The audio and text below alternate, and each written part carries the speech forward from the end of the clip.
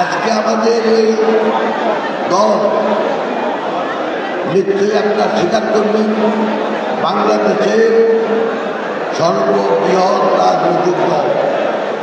অতএব আমরা গত 20 বছর ধরে জনগণের আশা আকাঙ্ক্ষা প্রতিফলন ঘটানোর জন্য দেশকে একটা গণতান্ত্রিক রাষ্ট্রে পরিণত করার জন্য এবং গণতন্ত্রের মাধ্যমে দেশের মানুষের আশা আকাঙ্ক্ষার প্রতিফলন ঘটানোর জন্য 20 বছর ধরে আমাদের এই দল জনগণের দল হিসাবে সংগ্রাম করে আসছে গণতন্ত্র প্রতিষ্ঠা করার জন্য।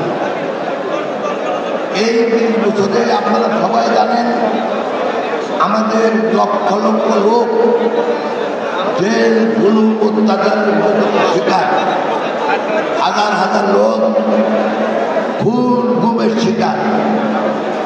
এত সত্ত্বেও মানুষের আশা এবং আকাঙ্ক্ষা প্রতিফলন ঘটানোর জন্য মানুষের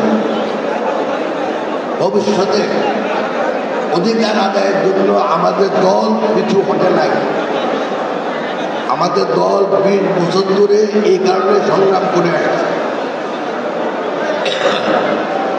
এখন আমার নিজের অভিমত যে মানুষের এই অধিকার আদায়ের পথে নির্বাচনের মাধ্যমে গণতান্ত্রিক সরকার প্রতিষ্ঠা করার মাধ্যমে যে নির্বাচন আমরা আশা করতে, সেখানে কোনো রাজনৈতিক দল ষড়যন্ত্রের মাধ্যমে চক্রান্ত করার মাধ্যমে আমাদের এই নির্বাচনকে বিলম্বিত করার একটা প্রয়াস চালাচ্ছে। আমি বলতে চাই যে জনগণ বিলম্বিত নির্বাচন কোনোদিন মেনে নেবে না।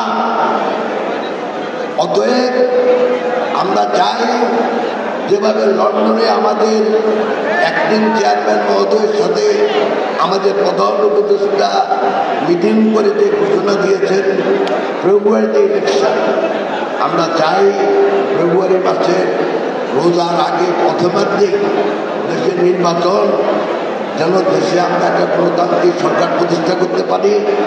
এই সরকার জনগণের কাছে দায়বদ্ধ থাকে। আমরা এই সম্মেলনে যারা ত্যাগী নেতা, যারা দীর্ঘদিন রাজপথে ছিলেন, আমরা তাদেরকে মূল্যায়ন করার জন্য কেন্দ্রীয় নেতৃবৃন্দকে আহ্বান করছি।